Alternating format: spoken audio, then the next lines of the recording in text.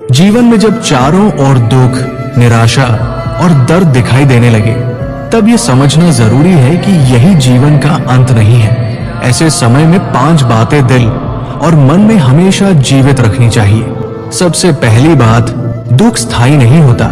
जैसे आकाश में बादल आते हैं और चले जाते हैं, वैसे ही जीवन में कठिन समय आता है और चला भी जाता है। आज जो पीड़ा असहनीय लग रही है, वही कल एक बीती हुई कहानी बन जाएगी।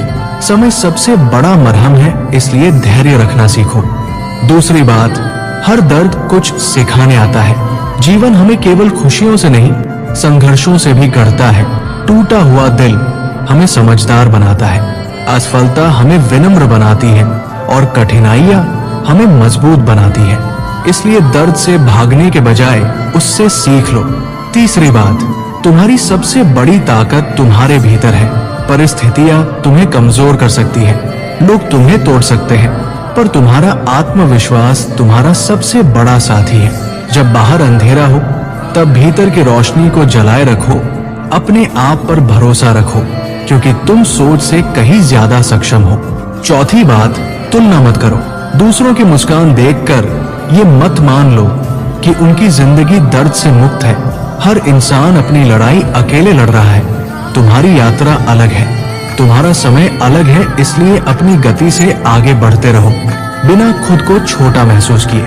पांचवी और सबसे महत्वपूर्ण बात, उम्मीद कभी मत छोड़ो।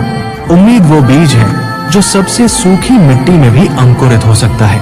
जब सब कुछ बिखरता लगे, तब भी अपने भीतर एक छोटी सी आशा बचाकर रखो। यही आशा तुम्हें फिर से खड़ा करेगी। दुख तुम्हारी पहचान नहीं है, ये तुम्हारे जीवन का केवल एक अध्याय है। तुम उससे कहीं बड़े हो। दर्द तुम्हें तोड़ने नहीं, तराशने आया है। इसलिए शांत रहो, मजबूत बनो और विश्वास रखो कि आने वाला कल बेहतर होगा। दोस्तों, आपको मेरे विचार अच्छे लगे हो तो कमेंट में यस जरूर लिखें। राधे राधे, धन्यवाद।